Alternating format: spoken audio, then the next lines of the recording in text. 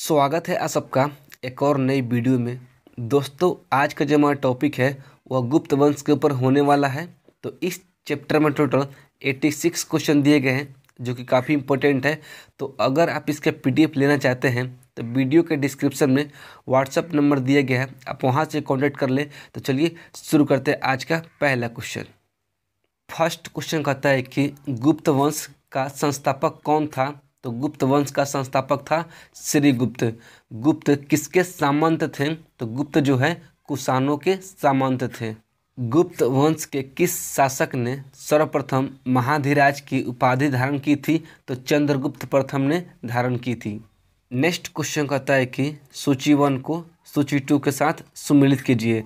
तो प्रयाग अभिलेख का हो जाएगा समुद्रगुप्त, विलसड का हो जाएगा कुमारगुप्त, भीतरी का हो जाएगा स्कंदगुप्त, मंदसौर का हो जाएगा वंधुवर्मन। तो इसका जो राइट आंसर होगा ऑप्शन नंबर ए हो जाएगा।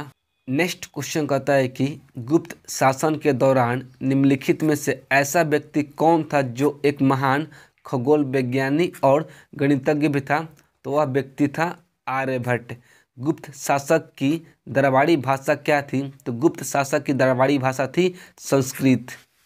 इतिहासकार V.A. स्मिथ ने किसकी विजयों से प्रभावित होकर उसे भारत का नेपोलियन कहकर पुकारा है।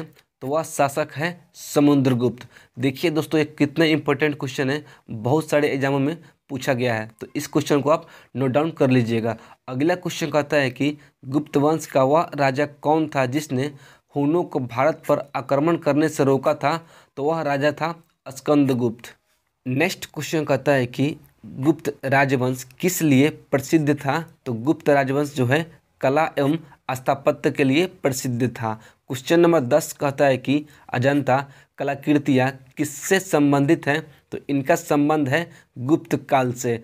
अगला क्वेश्चन नंबर 11 कहता है कि कुछ विद्वानों के अनुसार कवि कालिदास किसके राजकवि थे। तो यह चंद्रगुप्त द्वितीय के राजकवि थे। अजंता चित्रकारी का विषय वस्तु निम्नलिखित में से किससे संबंधित है। तो इनका संबंध है बौद्ध धर्म से। उत्तर गुप्त युग में जो विश्वविद्यालय प्रसिद्ध हुआ वह विद्यालय कौन सा है। तो वह विद्यालय है नालंदा विश्वविद्यालय। एरन अभिलेख का संबंध किस शासक से है। तो एरन अभिलेख का संबंध है भानुगुप्त से। ऑप्शन नंबर डी इसका राइट आंसर हो जाएगा। 15 नंबर क्वेश्चन कहता है कि फाहियान किसके शासनकाल में भारत आया था। तो फाहियान जो है चंद्रगुप्त द्वितीय के शासनकाल में भारत आया था। भारतीय संस्कृति का स्वर्ण युग किसे कहा जाता है। तो भारतीय संस्कृति का स्वर्ण युग कहा जाता है गुप्त काल को। नेक्स्ट क्वेश्चन कहता है कि फाहियान कहाँ का निवासी था। तो फाहियान जो है चीन का निवासी था। सेतुबंध का रचनाकार प्रवरसेन द्वितीय किस वंश का शासक था। तो यह जो है वाकाटक वंश का शासक था। किस गुप्तकालीन शासन को कविराज कहा जाता है। तो कविराज जो है समुद्रगुप्त को कहा जाता है। तो ऑप्शन नंबर डी इसका राइट आंसर हो जाएगा। 20 नंबर क्वेश्चन कहता है कि श्रीलंका के राजा मेघवर्मन ने किस स्थान पर भगवान बुद्ध का मंदिर बनाने के लिए समुद्रगुप्त से अनुमति मांगी थी। तो वह स्थान है बोध गया। मंदिर निर्माण कला का जो जन्म है सर्वप्रथम कब हुआ था। तो मंदिर निर्माण कला का जो जन्म है गुप्त काल में हुआ था। चंद्रगुप्त द्वितीय ने विक्रमादित्य की उपाधि कब धारण की थी। तो शकों का उन्मूलन करने के बाद उपाधि धारण की थी। नेक्स्ट क्वेश्चन कहता है कि गुप्त काल के सर्वाधिक लोकप्रिय देवता कौन थे। तो सर्वाधिक लोकप्रिय देवता थे भगवान विष्णु। महरौली स्थित लौह स्तंभ का निर्माण किस सदी में हुआ है। तो इसका निर्माण जो है चतुर्थ सदी में हुआ है। गुप्तकालीन शासन प्रणाली किस प्रकार की थी। तो गुप्तकालीन शासन प्रणाली थी राजतंत्रात्मक। चंद्रगुप्त द्वितीय ने अपने किस विजय की खुशी में चांदी के विशेष सिक्के जारी किए थे। तो शकों को पराजित करने के बाद। ऑप्शन नंबर सी इसका राइट आंसर हो जाएगा। नेक्स्ट क्वेश्चन कहता है कि फाहियान और ह्वेनसांग ने चंद्रगुप्त विक्रमादित्य एवं हर्षवर्धन के राज्यों को देखा था। तो इसका जो राइट आंसर होगा ऑप्शन नंबर डी हो जाएगा।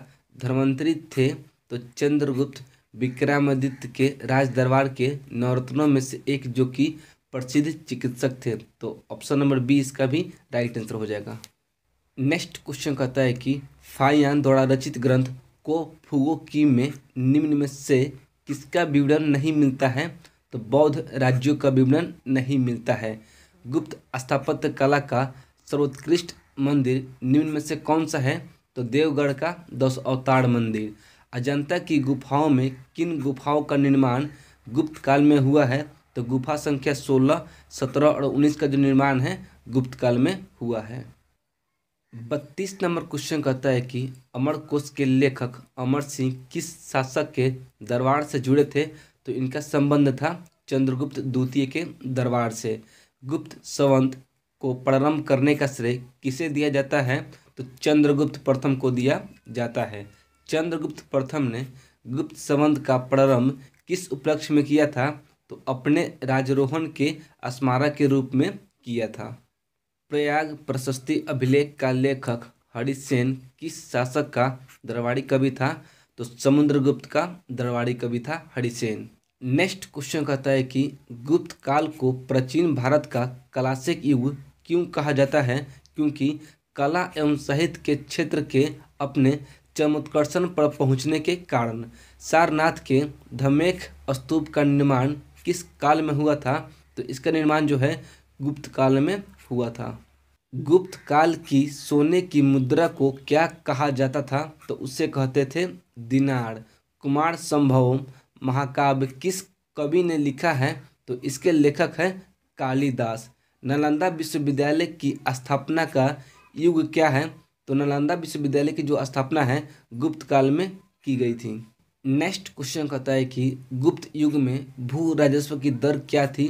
तो उपज का 6ठा भाग। अगला क्वेश्चन कहता है कि नगरों का क्रमिक पतन किस काल की एक महत्वपूर्ण विशेषता है? तो यह विशेषता है गुप्त काल की। किस वंश के शासकों ने मंदिरों एवं ब्राह्मणों को सबसे अधिक ग्राम अनुदान में दिया था? तो गुप्त वंश के शासकों ने दिया था। दिल्ली के महरौली के कुवत उल इस्लाम मस्जिद के प्रांगण में जो स्थित प्रसिद्ध लौह स्तंभ है वो किसकी स्मृति में है? तो चंद्र की स्मृति में है। नेक्स्ट क्वेश्चन कहता है कि कालिदास द्वारा रचित मालविका अग्निमित्र नाटक का नायक कौन था? तो इसका नायक था अग्निमित्र। समुद्रगुप्त की सैनिक उपलब्धियों का वर्णन उसके किस अभिलेख में उपलब्ध है? तो यह अभिलेख है प्रयाग अभिलेख। अगला क्वेश्चन कहता है कि निम्न में किस काल में स्त्रियों की पुरुष से बराबरी होती थी? तो वह काल है गुप्त काल। कौन सा राजवंश हुनों के आक्रमण से अत्यंत विचलित हुआ था? तो वह राजवंश है गुप्त राजवंश। निम्नलिखित में कौन सा नाटक कालिदास ने नहीं लिखा है?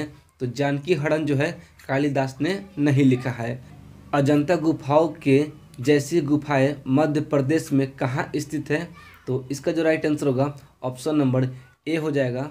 गुप्त वंश ने 319 से 500 ईस्वी के बीच शासन किया था। अगला क्वेश्चन कहता है कि बाल विवाह की प्रथा का जो आरंभ है वो किस काल में हुआ था? तो गुप्त काल में बाल विवाह की प्रथा का आरंभ हुआ था। सोने के सर्वाधिक सिक्के किस काल में जारी किए गए थे? तो सोने के सर्वाधिक सिक्के जो है गुप्त काल में जारी किए गए थे। यूरोपीय भाषा में अनुवादित प्रथम भारतीय ग्रंथ कौन सा है? तो प्रथम भारतीय ग्रंथ है अभिज्ञान शकुंतलम, जिसके लेखक है कालिदास। सती प्रथा का पहला उल्लेख कहाँ से मिलता है? तो सती प्रथा का जो पहला उल्लेख है एरन अभिलेख से मिलता है। गुप्त वंश के निम्नलिखित शासकों को क्रम से लगाएं। तो सबसे पहले हो जाएगा चंद्रगुप्त प्रथम, उसके बाद हो जाएगा समुद्रगुप्त, चंद्रगुप्त द्वितीय, फिर कुमारगुप्त और स्कंदगुप्त। तो इसका जो राइट आंसर होगा ऑप्शन नंबर डी हो जाएगा। गुप्तकालीन सिक्कों का सबसे बड़ा ढेर जो है कहाँ से प्राप्त हुआ है? तो यह प्राप्त हुआ है बयाना भरतपुर से। किस गुप्त शासक को नालंदा विश्वविद्यालय का संस्थापक माना जाता है?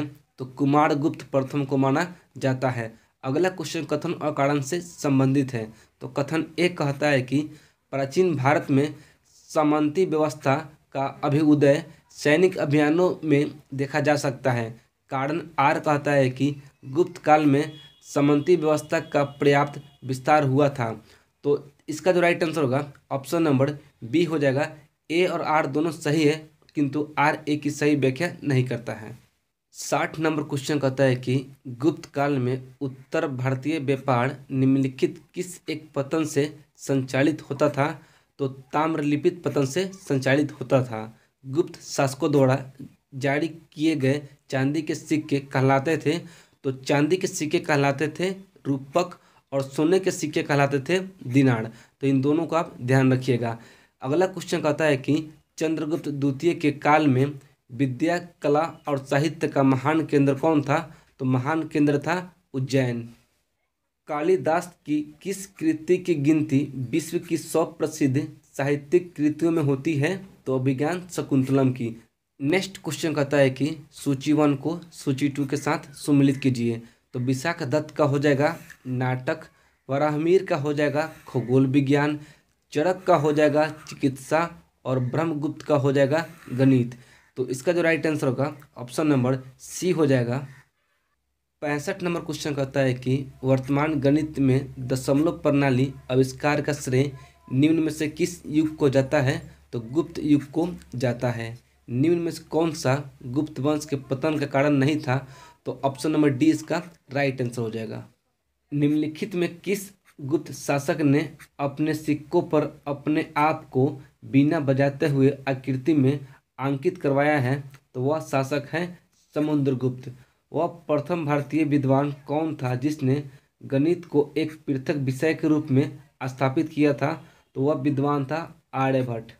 नेक्स्ट क्वेश्चन कहता है कि गुप्तकालीन पुस्तक नवनीत करम का संबंध है? तो चिकित्सा से इसका संबंध है। तांबे के सिक्के जारी करने वाला प्रथम गुप्त शासक कौन था? तो वह शासक था रामगुप्त। किस गुप्त शासक ने दक्षिणापथ में स्थित 12 राज्यों पर धर्म विजय प्राप्त की थी? तो वह शासक था समुद्रगुप्त। 72 नंबर क्वेश्चन कहता है कि सूची 1 को सूची 2 के साथ सुमिलित कीजिए। तो एक तरफ दिया गया है शासक और दूसरी तरफ दिया गया है अभिलेख। तो समुद्रगुप्त का हो जाएगा प्रयाग प्रशस्ति, चंद्रगुप्त द्वितीय का हो जाएगा महरौली लौह स्तंभ और स्कंदगुप्त का हो जाएगा भीतरी स्तंभ और बुद्धगुप्त का हो जाएगा पहाड़पुर ताम्रपत्र।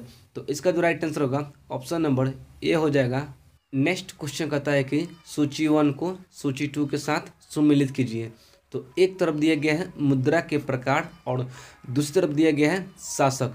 तो कुमार देवी का हो जाएगा चंद्रगुप्त प्रथम, वीणा वादक का हो जाएगा समुद्रगुप्त, चक्र विक्रम का हो जाएगा चंद्रगुप्त प्रथम और कार्तिकेय का हो जाएगा कुमारगुप्त प्रथम। तो इसका जो राइट आंसर होगा ऑप्शन नंबर ए हो जाएगा। नेक्स्ट क्वेश्चन कहता है कि सूची 1 को सूची 2 के साथ सुमिलित कीजिए। तो एक तरफ दिया गया है शासक और दूसरी तरफ दिया गया है उपाधि। तो चंद्रगुप्त प्रथम का हो जाएगा महाधीराज, समुद्रगुप्त का हो जाएगा अश्वमेध पराक्रम, चंद्रगुप्त द्वितीय का हो जाएगा परम भागवत और स्कंदगुप्त का हो जाएगा सक्रोपम। तो इसका जो राइट आंसर होगा ऑप्शन नंबर डी हो जाएगा। 75 नंबर क्वेश्चन कहता है कि सूची 1 को सूची 2 के साथ सुमिलित कीजिए।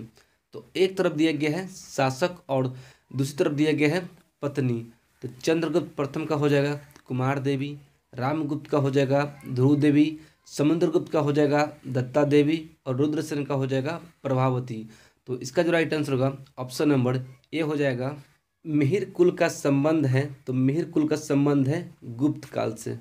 किसने अंतिम शक शासक रुद्रसिंह तृतीय को पराजित कर और उसकी हत्या कर शकों का अंतिम रूप से उन्मूलन किया था?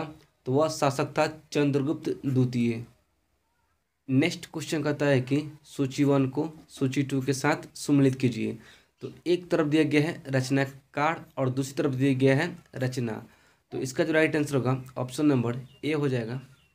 सुदर्शन झील जिसका निर्माण चंद्रगुप्त मौर्य के सौराष्ट्र प्रांत के गवर्नर पुष्पगुप्त ने करवाया था तथा जिसका मरम्मत पहली बार शक शासक रुद्रदमन के द्वारा कराया गया था, इसकी दूसरी मरम्मत किसके द्वारा कराई गई थी? तो इसकी दूसरी मरम्मत जो है स्कंदगुप्त के द्वारा कराई गई थी। 80 नंबर क्वेश्चन कहता है कि सूची 1 को सूची 2 के साथ सुमिलित कीजिए। तो एक तरफ दिया गया है प्रशासकीय विभाजन और दूसरी तरफ दिया गया है प्रशासन। तो प्रांत का हो जाएगा उपरीक, जिला का हो जाएगा विश्वपति, नगर का हो जाएगा नगरपति और ग्राम का हो जाएगा ग्रामिक। तो इसका जो राइट आंसर होगा ऑप्शन नंबर ए हो जाएगा। नेक्स्ट क्वेश्चन कहता है कि सूची 1 को सूची 2 के साथ सम्मिलित कीजिए। तो क्षेत्र भूमि का हो जाएगा कृषि योग्य भूमि, वस्तु भूमि का हो जाएगा निवास योग्य भूमि, अपृहत का हो जाएगा जंगली भूमि, खिल भूमि का हो जाएगा कृषि के लिए अनुपयुक्त भूमि। तो इसका जो राइट आंसर होगा ऑप्शन नंबर ए हो जाएगा। कौन सही सम्मिलित नहीं है? तो प्रयाग प्रशस्ति का हो जाएगा रवि कृति नहीं बल्कि हरिसेन। नेक्स्ट क्वेश्चन कहता है कि कौन सही सम्मिलित नहीं है? तो मेघदूत का हो जाएगा कालिदास। नेक्स्ट क्वेश्चन कहता है कि सूची 1 को सूची 2 के साथ सम्मिलित कीजिए। तो इसका जो राइट आंसर होगा ऑप्शन नंबर ए हो जाएगा। 85 नंबर क्वेश्चन कहता है कि गुप्त राजा जिसने विक्रमादित्य की पदवी ग्रहण की थी तो वह राजा था चंद्रगुप्त द्वितीय। अगला क्वेश्चन कहता है कि कुतुब मीनार के निकट स्थित लौह स्तंभ वैज्ञानिकों का ध्यान क्यों खींच रही है? तो उसकी जंगरोधकता के कारण। दोस्तों इस चैप्टर में टोटल 86 क्वेश्चन दिए गए थे जिसे हमने कंप्लीट कर लिया है। तो अगर आपको वीडियो पसंद आई हो तो वीडियो को लाइक कर दीजिएगा, क्योंकि मुझे इस वीडियो को शूट करने में पूरे 2 दिन का वक्त लग गया है। तो अगर आपको वीडियो पसंद ना आई हो तो आप वीडियो को डिसलाइक भी कर सकते हैं। तो चलिए मिलते हैं अगले वीडियो में। जय हिंद।